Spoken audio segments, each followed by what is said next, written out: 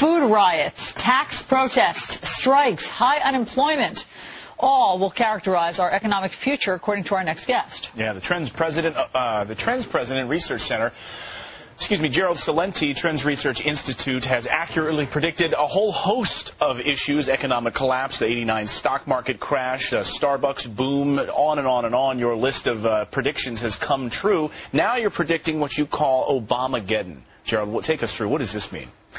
Well, what we're looking at is really it's much bigger than an economic collapse. We're looking at the decline of Empire America. And in all fairness, and I'm a political atheist, I don't bow to politicians or kneel or genuflect at their altars. No, we just look at the facts for what they are. It's been long in the making, but now it's being accelerated with these programs of stimulus packages, bailouts, buyouts, government takeovers. By the way, people are calling it, is it nationalism? Is it socialism?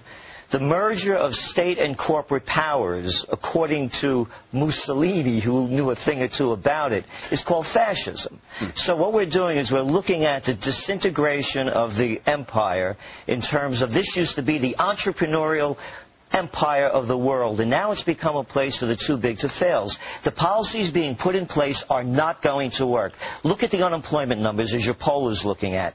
The Obama administration said before the stimulus package that we had to vote on this because if we didn't, we were going to see unemployment hit 8% in 2009, and then it was going to peak at 9% in 2010. Well, voila. It's already at 9.5. If I had a track record like that, I'd be out of business. Gerald, I just want to read to our audience some of the other things you're predicting for the year 2012. By the year 2012, you say we will see tent cities, we'll see ghost malls, we'll see general strikes widespread, we'll see boss nappings, we'll see gang warfare.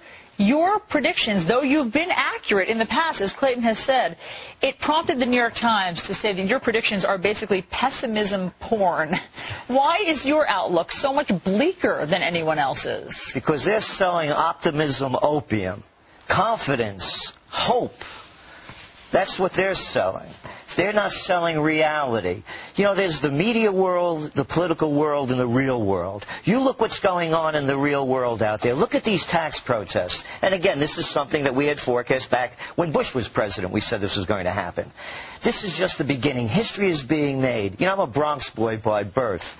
And my saying is that when people lose everything and they have nothing left to lose, they lose it. And people are starting to lose it. It's not only their jobs they're losing their pensions, they're losing their futures. You're going to start seeing student protests. Kids are going to college. What are they going to graduate? Doing what? And you look at, when you, at Trends Research, you're looking, because I can picture viewers sitting there saying, well, okay, what is he basing this on? What is Gerald basing this on? You look at a whole host of numbers and economic indicators to make this research come to light, right? And as well as global issues. Again, current events form future trends. Today we're just hearing India has now joined with Russia and China in talking about a new reserve currency. They all want a bailout of dollars. You cannot print phantom money out of thin air based on nothing and producing practically nothing without destroying the economy. So, Gerald, we hate to leave people with the vision of the apocalypse. What's the answer? Since you do crunch all of these numbers and look at all of these trends, what is the answer to making the trend tick upward again? First of all, the government has to stay out of private enterprise and stop taking equity positions in it. This whole mantra of too big to fail is a lot of baloney. When you follow the money and see where it went, these companies weren't too big to fail. Unless you think their mother's better than yours, then they shouldn't fail and yours should. This is a whole lie. What's the too big to fails, the monopolies are killing Main Street. Well, Gerald Celente, you know, last time we had you on our show, our viewers crashed your website. That's how popular you were on our show last time. So we're going to put that back up. People can get more information at Trends Research from all that you do. Gerald Celente, thanks for joining us this morning. Thank you.